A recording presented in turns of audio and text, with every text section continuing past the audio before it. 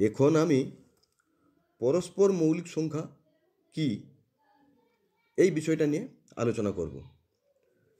পরস্পর মৌলিক সংখ্যা আমি তাকেই বলবো যখন দুটো সংখ্যার সাধারণ উৎপাদক এক হবে, একের বেশি কোনো সাধারণ উৎপাদক থাকবে না, তখন আমি সেই সংখ্যা দুটোকে পরস্পর মৌলিক সংখ্যা বলবো। যেমন আমি একটা সংখ্যা লিখলাম 4, আর একটা সংখ্যা লিখলাম 9।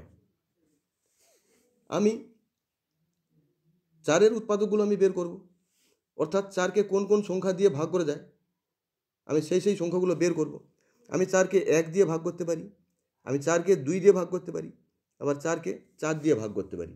তাহলে 4-এর উৎপাদকগুলো হচ্ছে বা গুণনীয়কগুলো হচ্ছে 1, 2 এবং 4। আবার একই রকমভাবে আমি 9-এর উৎপাদকগুলো বের করব।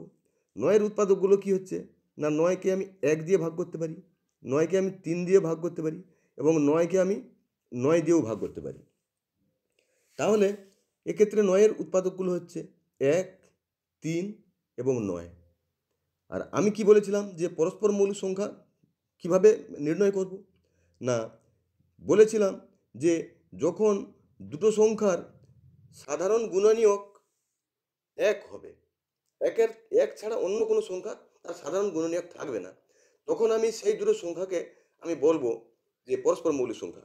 তাহলে এক্ষেত্রে 4 এবং 9 এর ক্ষেত্রে আমি 4-এর ক্ষেত্রে একটা গুণনীয়ক দেখলাম 1 আছে, আর 9-এর ক্ষেত্রে একটা গুণনীয়ক দেখলাম 1 আছে। তাহলে এক্ষেত্রে দুটো সংখ্যার সাধারণ গুণনীয়ক 1 হচ্ছে, 4-এর ক্ষেত্রেও 1 আছে এবং 9-এর ক্ষেত্রেও 1 আছে। তাহলে দুটো সংখ্যার সাধারণ গুণনীয়ক 1 হচ্ছে, এছাড়াও আর কোনো মিল নেই। তাহলে দুটো সংখ্যার সাধারণ গুণনীয়ক কত হচ্ছে না, সাধারণ গুণনীয়ক হচ্ছে 1। সাধারণ গুণনীয়ক হলো 1।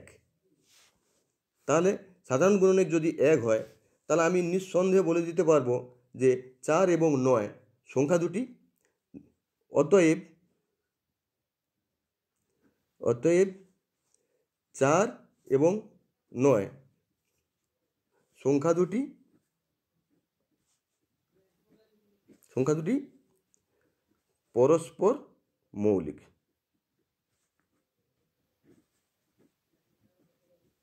এইভাবে আমরা পরস্পর মৌলিক সংখ্যা খুব সহজে নির্ণয় করতে পারি।